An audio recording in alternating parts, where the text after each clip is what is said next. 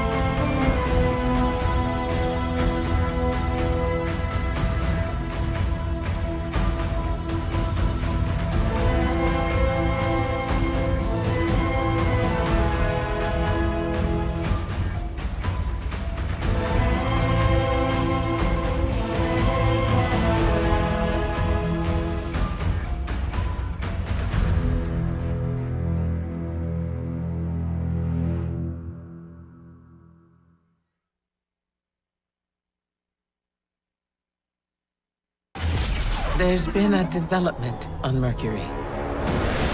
And you think Osiris might be involved?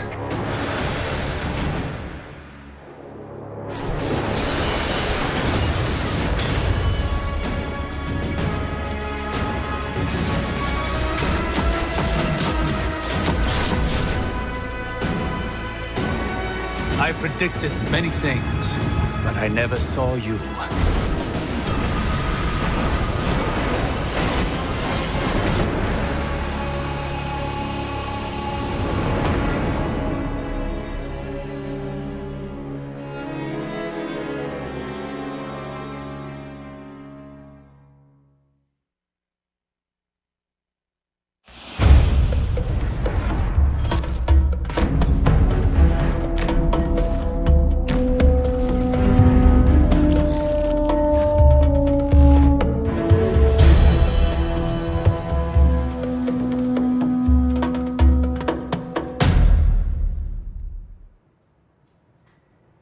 Hello, and welcome to the first in our series of 3 streams about Curse of Osiris, the first expansion for Destiny 2.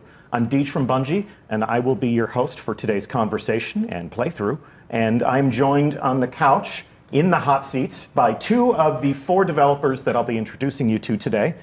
We are joined by Christine Thompson. Good morning. Good morning to you, as well as Dave Matthews. Morning.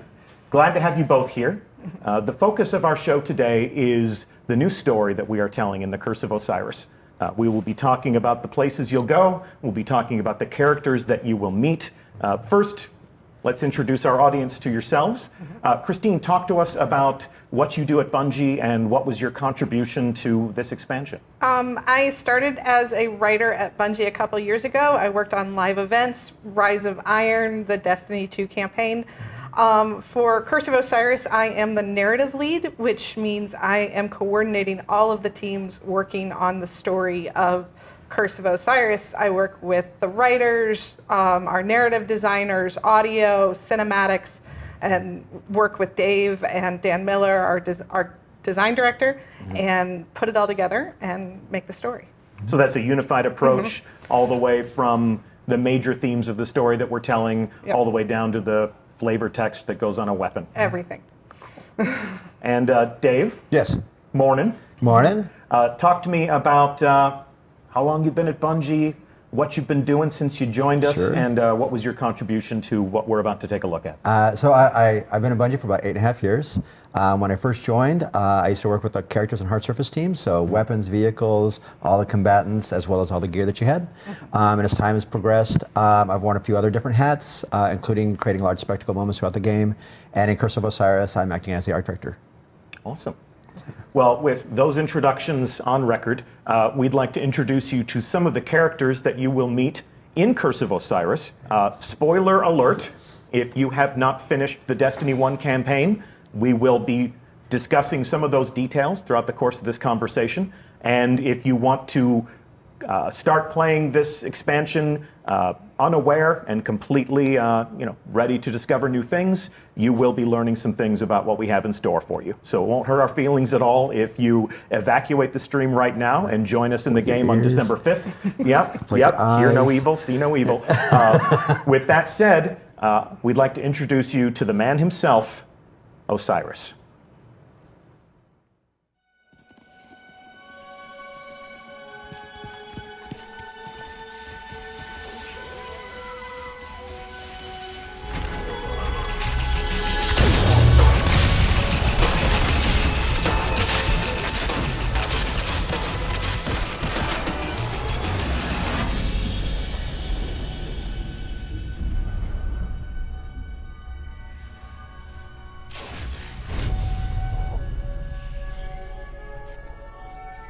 Ominous rocks, killer robots, people in mortal danger.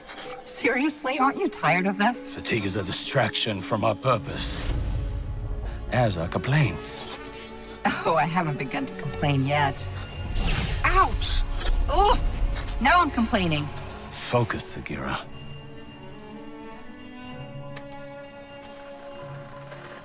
Reach for the sky, big guy.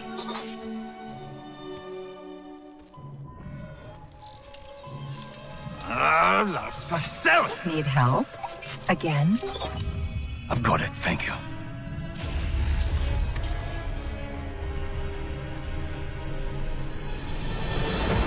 Well, Osiris. What did you see? Slow down. Wait, I thought No, shh! Go! To your left! 2 o'clock, medium range! You're welcome!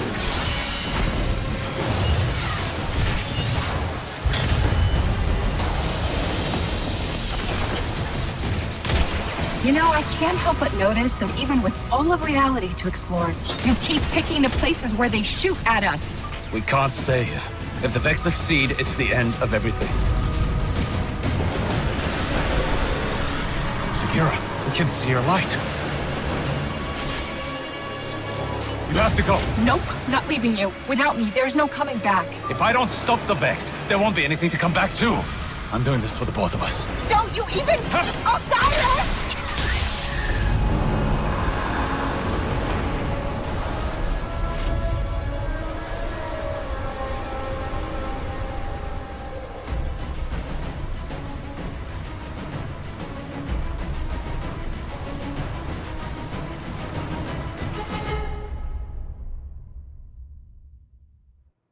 So there's a preview of some of the cinematic content that we'll see in Curse of Osiris. Just a couple of comments from our chat right now.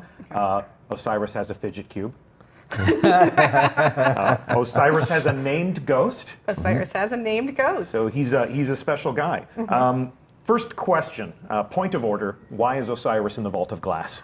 Not technically the Vault of Glass. Okay. Osiris is in a place called the Infinite Forest, which we'll talk about more during this stream.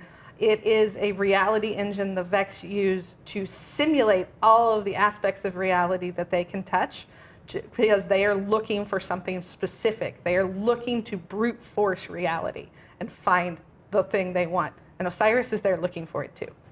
Pretty lucky. Yeah. Yeah, imagine if we could do that. We could take a look at all of our eventual realities. And pick out the one you want. And pick out the one you want. Like, no, don't major in that. So he's traveling through the Infinite Forest. We will take a look at the Infinite Forest on this stream, but probably experience it from a gameplay perspective on the next stream when we talk about new activities. Talk to me about the story that we're telling, though. What are the main themes of this narrative? I mean, when we first started talking about what we wanted the expansion to be, we wanted a mystery, we wanted adventure, we wanted something that would take you from planet to planet. We also wanted to start digging into some of the questions in the lore that have been there that players want to know about, like who is Osiris? This is a name you know from Destiny 1 and the Trials of Osiris and Grimoire cards, but you don't really know about who he is or why he does what he does or where he's been. And also the Vex, we've had a lot of hints about the Vex having some sort of greater plan, but what is it? What do they want? And what's the timeline for Curse of Osiris? When does all of this take place? This is, okay, spoilers for D2. We won the Red War. This is a few months after that. Okay. Yeah. It is, in fact, a few months after we won the Red War. So we're keeping up with the world of Destiny in real time. So at the end of the Destiny 2 campaign, there is a reawakening of the Traveler. A pulse of light spreads out across the solar system, and that has repercussions. That, I mean, as players saw at the end of the game, that wave of light goes all the way across the solar system and beyond. And one of the things it touched was Mercury. Now, the Traveler waking up and that wave of light was actually an essential component for what the Vex want to do. They were waiting for it. So now that wave of light has come across Mercury, this gateway has activated, Vex are coming out of it, this plan is being set in motion, and at this point is when Ikora knows she needs somebody to look into the situation, and Ikora turns to her friend, the one who brought her back from Io, and says, I need your help. I need you to look into this. Okay. Pretty deep meta question from chat, from Rhino. How do we know the Red War wasn't a simulation? How do we know that this stream, that this life that we're living right now isn't a simulation? There is no spoon. There is no spoon. But if it is a simulation that feels this real, does it matter whether or not it's real? Doesn't or a matter to me. simulation? I'm gonna finish this stream and then I'm gonna go have lunch. And I don't care if any of it's fake. Yep. The Matrix is telling me this steak is juicy. So moving right along, I want to talk about the characters that we will meet on this journey. Let's begin with Osiris. We've got a slideshow put together, and these faces are far more interesting to look at than ours. So let's share some screen time with Osiris. Talk to me about this character and what we did to sort of reach past all of the conjecture and theorizing on the part of the players who may have followed in his tracks to the lighthouse. Sure. And bringing him to life, as it were. Early on, when we talked about Osiris, take a step back. Osiris, we've talked about Osiris for years within the studio, and this was our first chance to really put him front and center and show just how much of a badass he is. And I mean, we just saw like what he's capable of doing with like Dawnblade, and like that's ridiculous. But we wanted to get into the notion of how he is as an exiled Vanguard leader, as he is the greatest warlock that's ever lived. All these things, plus what he's been doing, his obsession with the Vex, why he's on Mercury, these are all things that we brought into how we came up with the aesthetic for him. Real early on, we made the commitment, we wanted to make sure he was Middle Eastern, and he's actually even voiced by Oded Fehr, which is freaking great. And if you look at the character and you go back and you take a look at the trailer that we were just showing, and you start to step through it, you're going to notice a lot of clues about like chronology and how Osiris continues to work with the gear that he currently has, and when he was exiled, what he took with him. There's a good look at his. There's a good look at his gear right now. Absolutely. If you take a look at it and you start to kind of sweep through it, you're going to notice right off the bat those bracers. Those bracers look a lot like bracers of old, but clearly something's changed. And this is obviously to like exemplify the notion of him exploring the Vex and learning what he can do to modify and take Vex technology and make it his own. And when you are exiled from the tower, you can't go back and decode your engrams. No.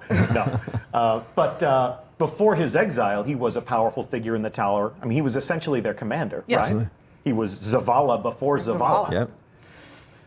So some of the other themes that we definitely are leaning into, absolutely we want to lean into like Egyptian mythology. Yes. So you're starting to see like even around like the neck bangle or even the headgear, we're starting to like tease out some of those aspects that are definitely Egyptian.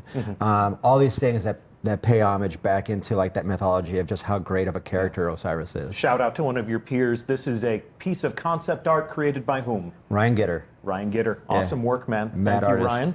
And then this view of Osiris's gear is, this was what, the cinematic model? Right. This is the model that we just saw in the prologue that we were just looking at. Yeah. This is our high-res cinematic model. So this is where we get to see all of the small, fine details that are there. We also have the in-game model that you're going to be able to see at some other point, and I'll leave that as a secret. Okay. Yes, as indicated, we've got 3 streams, including this one, before it's time to play. So there'll be a lot of opportunities to dive deeper into all the different aspects of Destiny that brings players to the game. I was going to say, perfect timing. Perfect segue. So one of the other things that's also great about being able to take Osiris and pull him out of the tower and then have him be exiled and move forward is his ghost and what his ghost looks like. So this is Sagira. Yes. I don't want to steal Christine's thunder because this is a really special moment for us. So I'm going to let Christine talk about Sagira. Super, super excited about Sagira. She is the first ghost that you hear in the franchise other than the player's ghost. Yes. She's the first female ghost. She's got a name. She's got opinions. She has a lot of opinions. She sometimes thinks the Guardians, including Osiris, take themselves too seriously. No. So it is a lot of fun looking at the world through her eyes. And when we reach Sagira in our timeline as players, she has been, as we saw at the end of that prologue, sort of lost. Yes. And we mentioned that Oded Fehr plays Osiris. Who is the voice of Sagira? Marina Baccarin. From Firefly. From Firefly. Gotham and Homeland and Deadpool. Deadpool and everything. Awesome talent to bring into the story. And this image comes from what? This is one of the shots that we are previs for some of the prologue, and as you start to look at her, like we really wanted to pull out some of those sassy aspects of the character and bring that into the visuals. Yep. So you'll see her not only as the shell itself, but then also in her performance and how she interacts with Osiris. Can 1245 says another Firefly star. Bungie's got a Firefly fetish. I think We're trying to collect them. We're basically It's like collecting trading cards. every cast. We're getting close. Osiris was once a teacher, a mentor, a commander in the tower, and Osiris's favorite pupil, teacher's pet. Ikora Rey. Yes, my own favorite vanguard, Ikora Rey, makes a return to this story. From an art direction standpoint, you haven't iterated on perfection. Nope. Her armor and her character is as we remember it. Right. The only thing that we've done is, as we start to see a little bit more as the story unfolds, we want to make sure that her performance shows a little bit more of the softer side of her. And I'm sure Christine is happy to talk about that. I'm happy. Ikora, her last Fender performance at the end of the D2 campaign, she says, if losing my light was a test, I think I failed. So now that the Traveler is awake and she has her light back, as do all the Guardians, I want to put that one to rest. She is starting to explore what she needs to be and what she needs to be to become better. And part of that is exploring who she is besides just a weapon, besides just a Guardian, besides just a leader. And that's exploring who she is a human. And that means having a friend. She hasn't had a lot of friends. She hasn't had a lot of people she can trust. But the player is one of those people. Nice. Yeah. And if Ikora had a favorite pupil, he's also got, well, maybe not a favorite follower. I don't even know if Osiris knows he has followers. He knows, but, he doesn't like the celebrity aspect. Okay. We've seen Brother Vance before. Even if we never participated in the trials of Osiris, this was a person who held vigil in the reef and trained people to perhaps help fight to find Osiris someday. Brother Vance plays a prominent role in this expansion. He does. He is in. He's in our social area, which we will get into in a little bit. But also, Vance is a little different from the one we saw in Destiny 1. If Vance in Destiny 1 was somebody who was hoping to someday maybe find the right Guardian who could go and bring back this person that he's studied and learned about and wrote about and, but never really met. Vance in Curse of Osiris is like a guy who knows that he is the gate is open, the signs are coming into place. He is going to see Osiris on Thursday afternoon and it's Tuesday. And he is so excited. Yeah. He doesn't know what to do. This is the second time throughout the course of Destiny that somebody who has trained you in the Crucible gets to step to the forefront and say, what you have been preparing for has come to a point, and it's time to get down to real business. Interesting.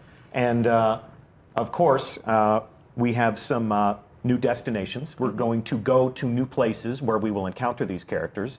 Let's jump into that. Of course, we are going to go to Mercury. To Mercury, of course. So this image is what we call a postcard. Yes, this is sort of the touch point. This is basically the artistic keystone that influences all of our design when we build a new world. Absolutely correct.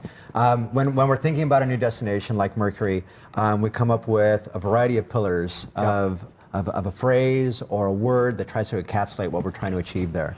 And one of the big ones that we have for Mercury is mystery. We teased it and we showed a little bit of it. You had a glimpse of it when you were in the lighthouse back in D1.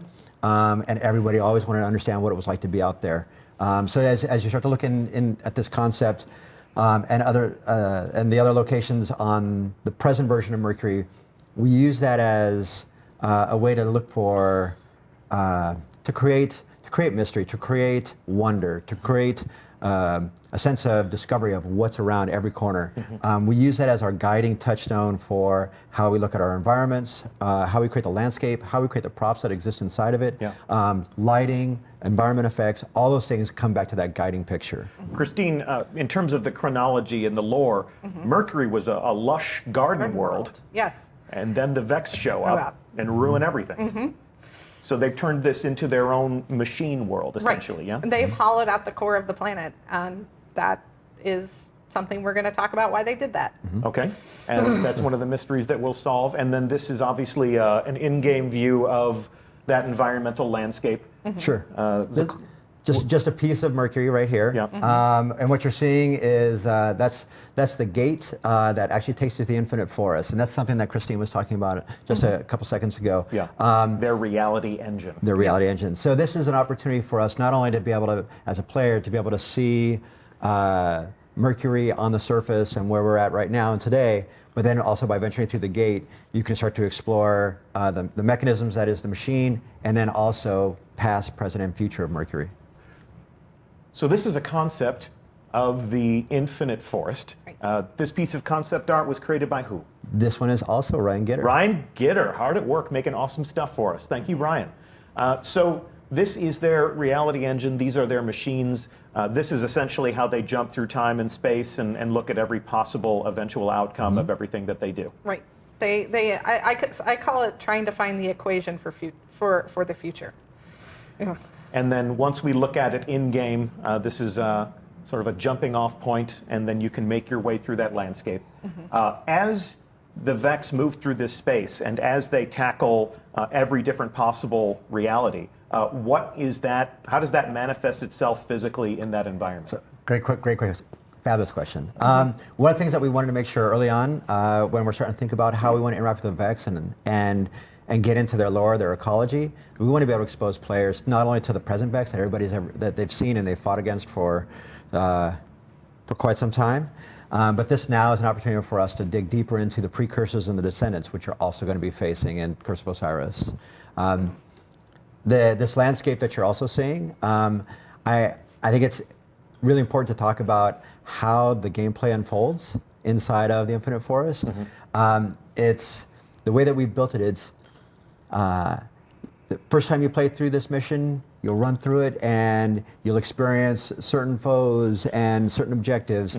And if you were to run through that mission again, odds are that space is not going to play out the exact same way. The space is different. The enemies that you may face is different. Right. Would you say that this is procedurally generated? Absolutely not. No. So this is lovingly crafted, very intelligently assembled in a way that we can create new and unique experiences every time you come into the Infinite Forest. Yeah, and we've always art directed every square foot that you've encountered. Every decorator, every plant, yes, every budding flower. But this landscape has different combinations of set pieces and enemies to fight, so it gives you a lot of different infinite combinations for experiences. Hence the Infinite Forest. Hence the Infinite Forest.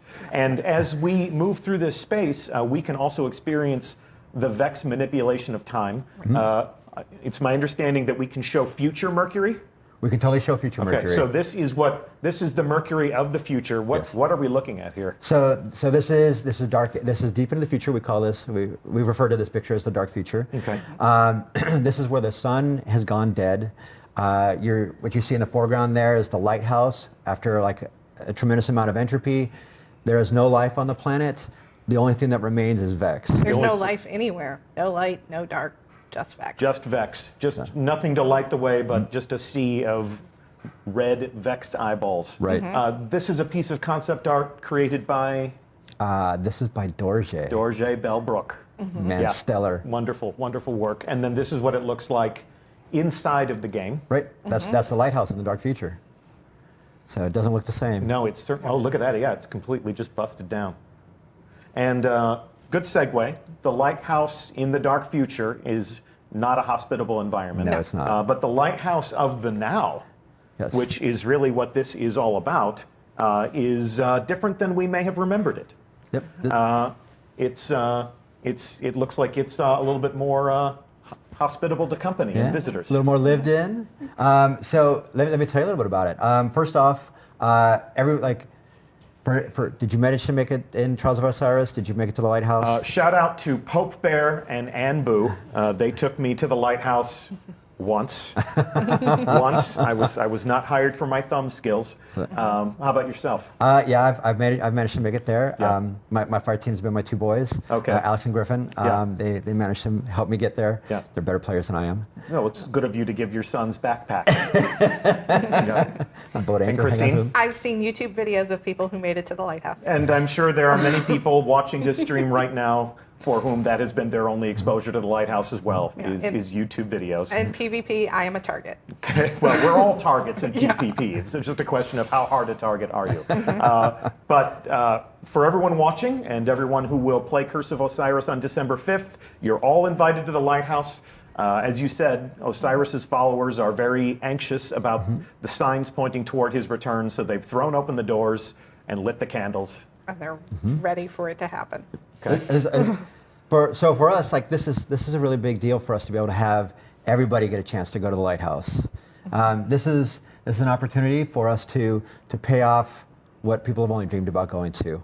I want to call out real quick that this is the space that you're going to be able to start a lot of quests. This acts as like the hub for most of Mercury. Okay. You're going to start a lot of your missions here. You're going to want to kind of resolve some of your missions here. There's a lot of mysteries within the lighthouse for you to explore.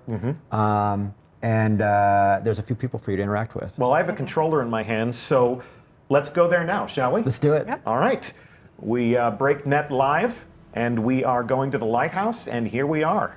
So as you can see, if you've been to the lighthouse before, it is a changed environment. A little friendlier, you can't fall to your death. That's very kind of you. Yeah. We've kicked out some carpets, we've lit some candles, and this is a functional space. I am armed with a weapon, but I mean this gentleman no harm. The scent of ozone. Come closer, warlock. So much like our interaction with other in-destination vendors, Brother Vance has assumed a functional role as somebody who will guide us and reward us. Absolutely. He sits within the lighthouse, much like Failsafe, and Devram. Yes, and others. And there you go. And this will be an opportunity for you not only to learn a little bit more about Vance, but then also how Vance sees Osiris and his eagerness for his return. And we can see here that Vance has his own engram. Yep. And the levels have been raised. The levels have been raised. Player level is up, we're bringing it up to 25. Okay. And your light level will go to 330 as a soft, and 335 if you got your mods. Okay. Very good. And we will be taking a look at all of the gear that you'll be able to pull out of this engram in the third stream in the series. Although, for the time being, I figure there's no harm in me showing off the Warlock gear that you'll be able to add to your collection. And this dresses me up as a proper follower in the Order of Osiris. I'm looking Egyptian and badass myself right now. And just to take in a little bit more of the space here, we can see that Brother Vance is very much the scholar, very much the seeker, if you will. A little obsessed. Just a little. Or a lot. We prefer the term captivated. Yes. And the entire space has been redressed. We want to make sure that we want to tell that story visually as well, that not only has Vance come back, but then other followers of Osiris have started to come back as well. Yes, we got a gathering of his followers right here. And these two fellows right here, near and dear to my heart. Look at that, they're exos. Looking mean fellows. This is a place of study, this is a place of learning. These guys have more books than the speaker. Is that too soon? Maybe. So the gate there is live. We'll go through there in just a moment, but there's more to look at here in this space. Sure. As I move through slowly and deliberately, like a cinematographer. Here's something I'd like for you to tell me a little bit about, Dave, but I think when we have Dan Miller, the game director for Curse of Osiris, in the hot seat next week, I think he can give us a little bit more context. What is this installation right here? So this is basically a tracker or a history marker for some of the optional activities that you're going to be able to have as a player at the end of campaign. Okay. if you actually look at your hand cannon that you got in your hand right now, Yep. That's actually one of the destination themed weapons. That is like basically the notion is older weapons that Osiris has grabbed, taken, and modified using Vex technology. Yeah. You actually have an opportunity to go and adventure for the ability to forge these types of weapons. Okay. And that object that you're looking at right now, that actually shows you the markers of all the different ones that you've been able to create to date. Yeah, so we've got a couple of glyphs or runes or some sort of holograms here that are active, and each of those nodes represents a different weapon. Absolutely does. And I will acquire these throughout the campaign, after the campaign. How does after this the work? campaign, and it's all optional quests that you can do as a player. And so each one is represented by a quest. Yes. And I can see here that you seem to have hacked into some Vex technology and wired it into this installation over here. Yep, we call that the forge. That's actually where you'll take all your elements and Yeah. you bring them together and you're able to forge these weapons. Look at that, we're worse than the Fallen. Okay. And then as we move over here, we can see that, as always, the lighthouse has a lovely view. And you'd mentioned before that there's always been a player curiosity to leave the confines of this space. What's on the surface, And yeah. explore See what's out beyond. there. See what's out there. So this is a good opportunity to satisfy that curiosity. Destiny has always been about exploring. We should go through the gate. We should go through the gate. Here we go. So we're going to see what's on the other side. And here we go. We are going to visit Mercury for the first time. Welcome to Mercury. As you can see, I have a fire team waiting for me. Right here, we have a Titan dressed similarly in some fabulous. This is our destination theme gear. Okay, so this is the gear that I'll earn by playing the campaign and being a willing combatant, and then. And there's my favorite. I play Hunter. Oh yeah, we playing favorites now? Well, then we have to have another warlock. I'm all the warlock you need today. So they know the rules. If I'm going to sit in the chair and hold a controller, I get to be the warlock. All right. So this is our public space. So this is the space that exists in the present time. This is where public events will occur, lost sectors, all the things that people have loved to find and explore on EDZ and other places inside of Destiny 2. We offer all the exact same things on Mercury as well. And I can see that the Cabal are paying us a visit. What's Mercury is the closest planet to the Almighty, and there are survivors after the Guardian went and kind of wrecked the place. Yeah. So they have come to Mercury. All right. Let's see what else is on Mercury. Gentlemen, if you lead the way and take us on a walking or perhaps even shooting tour of the environment. It is a bit of a hot zone, so be careful. All right. Weapons hot. Fangs out. You are green to engage. Let's see what they got. Yeah, like as you promised, we got some Cabal stragglers through here. You'd mentioned that we're going to find all the things that make a Destiny destination what it is. You'd mentioned lost sectors. Obviously there are chests that we can open up. Public events. Public events. We have this is a pretty big deal for us as well. We have a bespoke public event. It is handcrafted for the space and integrated into the public space. Okay. A rather big public event, from what I've heard. It's our largest to huge. date.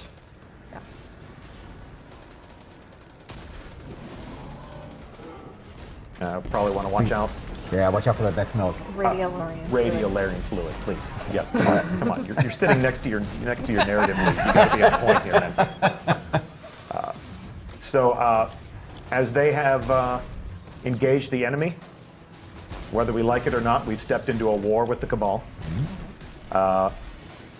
If you take a peek, take a peek, and if you can not get shot at the same time, but if you look up over to your right, Yep. not only will Let's see. Let me get a bird's eye view. Yep. Let me go up. That's a lot. There you go. Keep me safe up here, boys. I'm trying to lead a tour group. So not only are we this is again right after the campaign of D2. Yep. So the Almighty is out there in the horizon. Yep. And then if you look up there, that is actually the lighthouse. Yeah, we can see the lighthouse from the outside for the first time. And then very close proximity to our sun. And what remains of the Almighty is still in the skybox. Yep. All right, cool. Great opportunity to get a tan. Yes, exactly. Or get burnt to a crisp. So I'm going to jump down here. We will continue our reconnoiter. I'll let my buddies take point, as I always do. So what you're starting to approach now, that's the gate that allows you to enter the Infinite Forest. Okay. And ultimately explore all the different times that have the capstones to the past, present, and the future. Awesome. And you'd mentioned the lost sectors before, but in keeping with the themes of mystery, my understanding is that you're not necessarily marking those on the map. We're not going to show them on the map until after your campaign is all complete, and give you an opportunity to find them all on your own without any assistance. This is usually how I enjoy PvP, through the grace of my fire team. Thanks, guys. There we go. I'll help. I helped. Oh, we got a man. Oh, we got 2 down. Need a respawn. Don't wipe. There we go. All right, let's move along. I'm going to speed through this environment. We're going to go up to the gate to the Infinite Forest.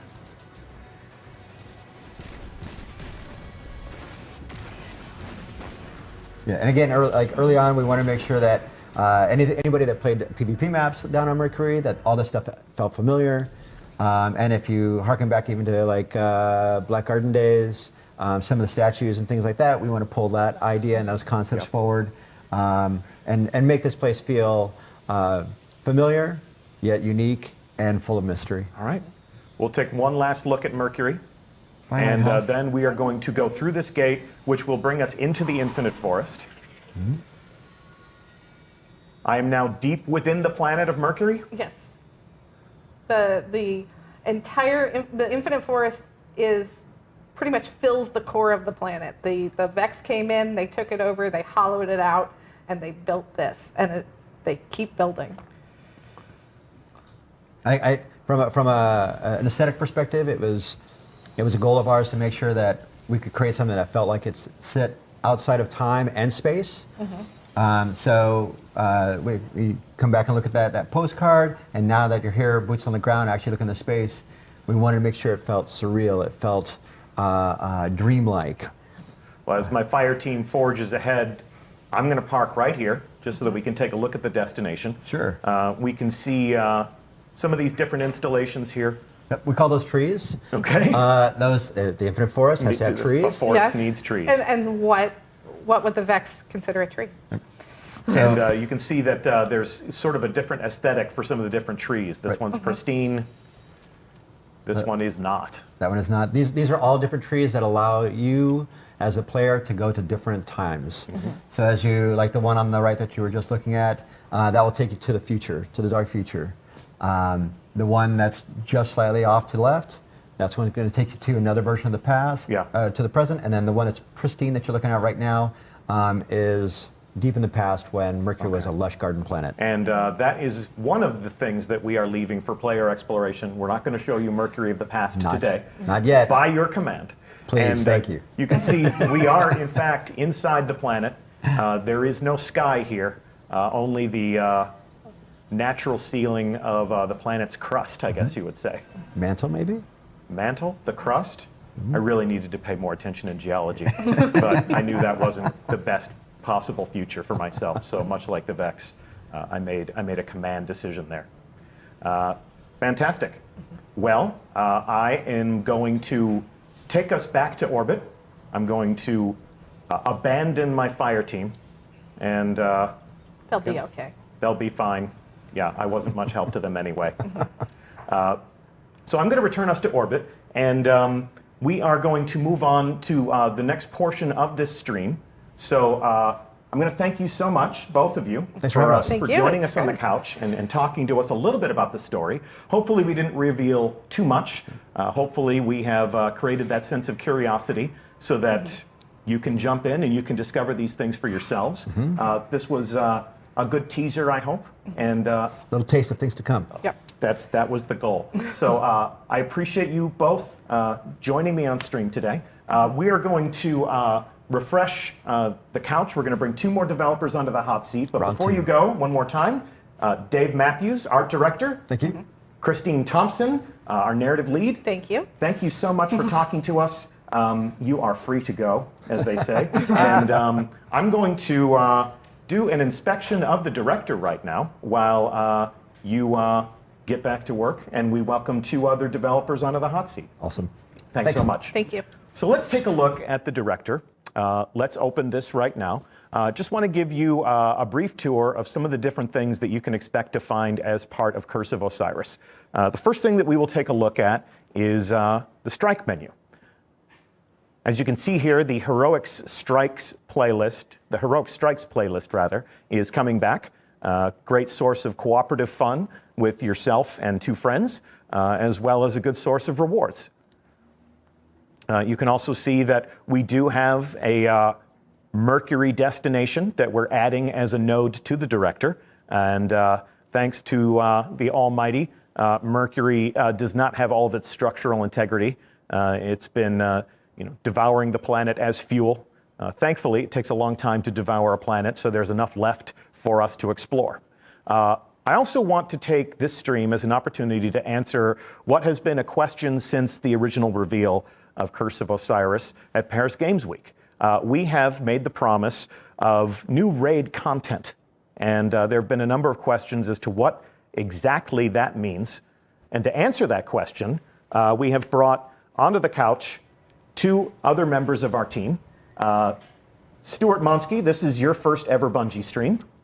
Hey, it's great to be here. Yeah, great to have you, man. We'll adjust our levels and make sure that our audience can hear you. But I'm glad that you could join us on the couch and meet the community that has been playing the raids that you've worked on. Yeah, it's really exciting. We've got a bunch of cool stuff to show them today. Cool. And Brendan Thorne, you're no stranger to this environment. We actually had you giving some developer commentary on a raid-along on streams past, but it's great to have you back. Thanks, good to be back. It's always fun. So before we take a look at the director and before we answer some of the burning questions about new raid content, talk to me about what you do at Bungie and what has been your contribution to what we are calling a raid lair. So I'm a senior designer on the raid team, and I do encounter design, and I'm also the lead on the very first raid layer we're doing for Curse of Osiris. Okay, and that's what we'll be talking about today. And then Brendan, for those that may be meeting you for the first time, albeit virtually, what is it that you do at Bungie?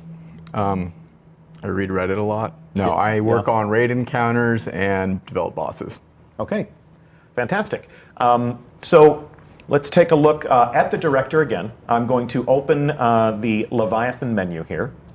And as we look at how this menu has changed, what we can see is that the original raid is still a component of the experience, of course, but we've added a new node. And this is what we're calling a raid lair. The Leviathan Eater of Worlds is the name of the activity. If you could, summarize for me, what is a raid lair? A raid lair is a brand new 6-player raid activity. In this raid lair, we're going back to the Leviathan. It's an entirely new set of encounters, new puzzles, new loot, completely new places to explore. You got to remember this ship eats planets. That's how big this thing is. Big place. Lots of different places to explore. And then we have a brand new final boss for you to fight. Okay.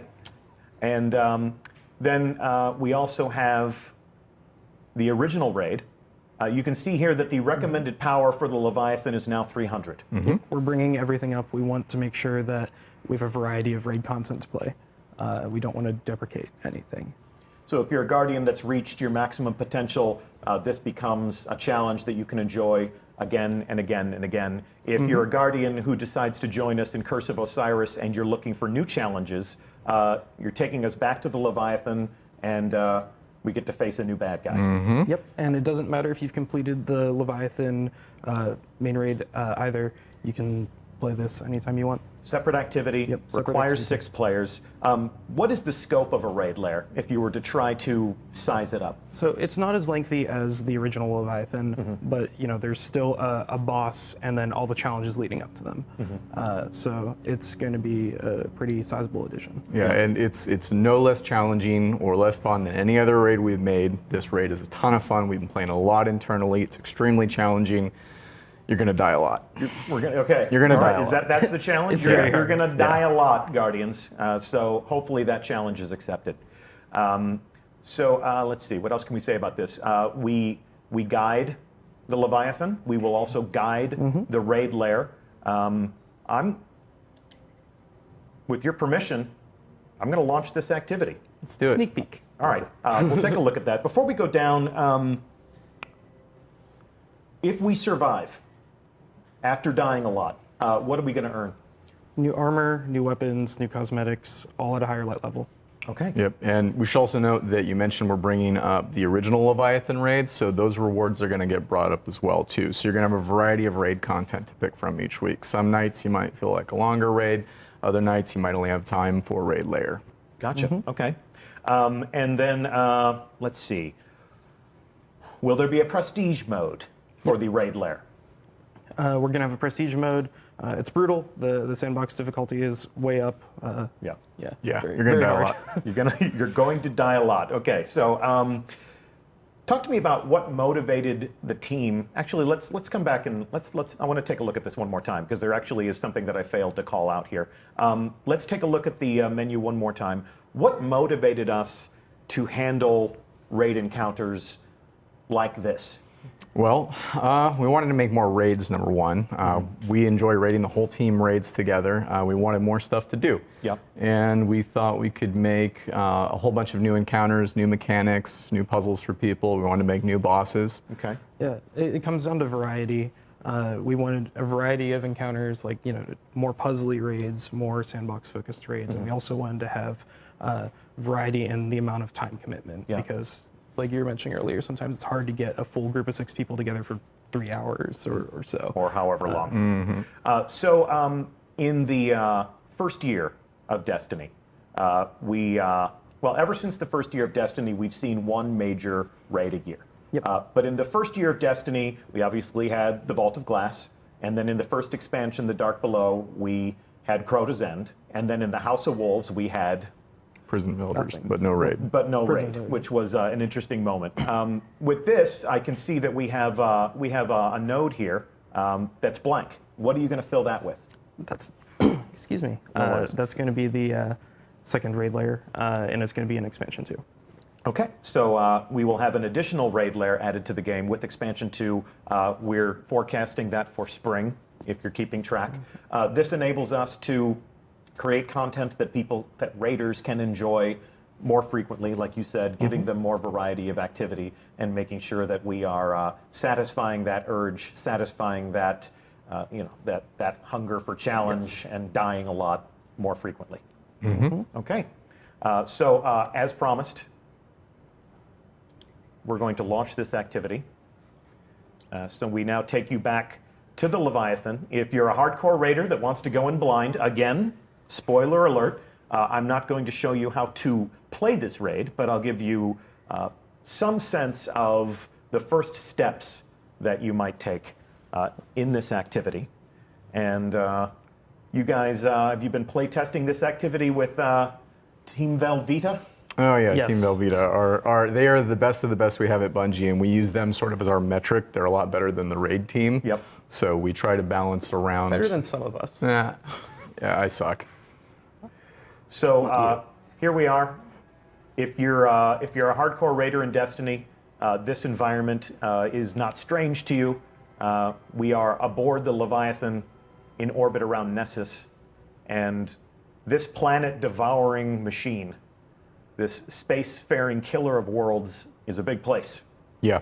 Takes a big place, takes a big ship to eat a planet. Yeah, and so far we've only been to the palace on the top of the ship, and this thing eats planets. There's a lot of different places that we can go, and so we thought, hey, let's go back to Leviathan. We've got more stories to tell. We have totally new places to go. Yeah. So we're gonna go somewhere else this time. Yeah, you still haven't been down below. You've seen a little bit under the city, but that ship is massive. Into the belly of the beast, as it were. Yes, the original name for it before we named an achievement that. Okay, so now we are going to investigate the Eater of Worlds. In the original raid in Destiny 2, we did this ascent, and where are we going this time? You're going down. Yeah, down into the belly, like you said. So we don't want to show too much. We can maybe take them in the door, but all right, not too much further than that. In the immortal words of Kevin Flynn, That is a big door. Mm-hmm. And I'm going to park it right here. So this is, if you are a raider and if you are ready for new challenges, this is what awaits you. You'll open this door, you'll descend into a brand new raid lair, and we'll see what awaits them. Will you guys be piling into our theater to watch as people undertake this for the first time? Always. Yeah, it's a party every time we do it. Yeah, it's great. We love it. When will this go live? Will this be live to the first fire team that can finish the campaign and dive in, or are we going to illuminate a starting line? It's going to be a starting line. As always, we want to treat the competition with respect. So we'll shoot the starting pistol, we'll spectate, we'll cheer for the winners. Yep. All right. It'll be shortly after DLC launch. I think we'll talk about the exact date later. Okay. When we're ready to tell you about the exact date, we'll set those expectations. We'll give everyone an opportunity to fire team up, get prepared, and rush out there in an attempt to grab the trophy and win some glory for themselves. Anything else you want to tell our community about the raid lairs? I don't want to spoil anything. Certainly not. It's Certainly not. completely different. I can't wait for people to see this. This is actually more than we've ever said about any sort of raid context or any sort of raid engagement prior to the launch of a thing, but with Destiny, we always seem to be breaking the mold for the player experience and introducing different ways for people to experience content. So this one felt like it needed a little bit of explanation, so here we are. If we've brushed up too close to this, sorry. We did invite people to evacuate the stream, but we wanted to satisfy the curiosity as to what raid lair. That is lair, not layer. That is L-A-I-R. That's a question that was asked right now in chat. I'm not being pedantic. That is a raid lair, similar to a dungeon or a realm or place where a boss lives. Get a out of boss's my house. lair. Yes, yes. All right. Well, this and other trials and challenges await you on December 5th as part of the Curse of Osiris. It has been our pleasure to host you on stream today.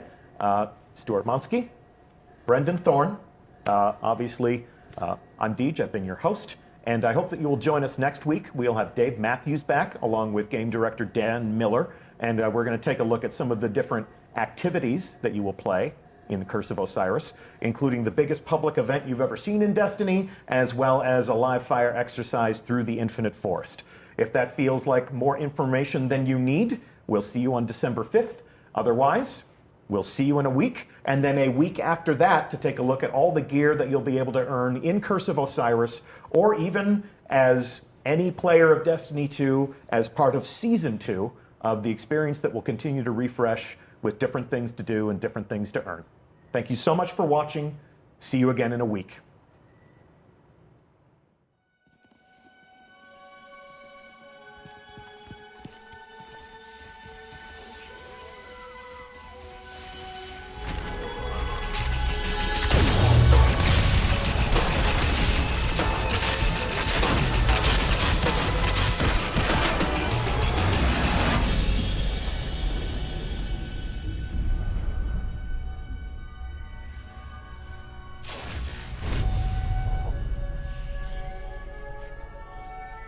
Ominous rocks, killer robots, people in mortal danger.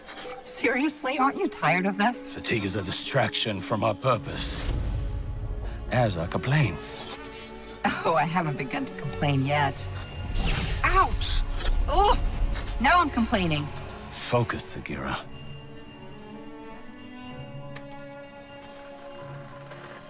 Reach for the sky, big guy.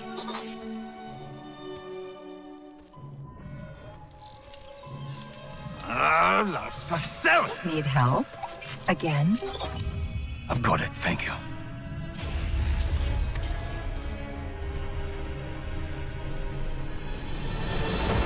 Well, Osiris. What did you see? Slow down. Wait. I thought Oh, Go! To your left! 2 o'clock! Medium range! You're welcome!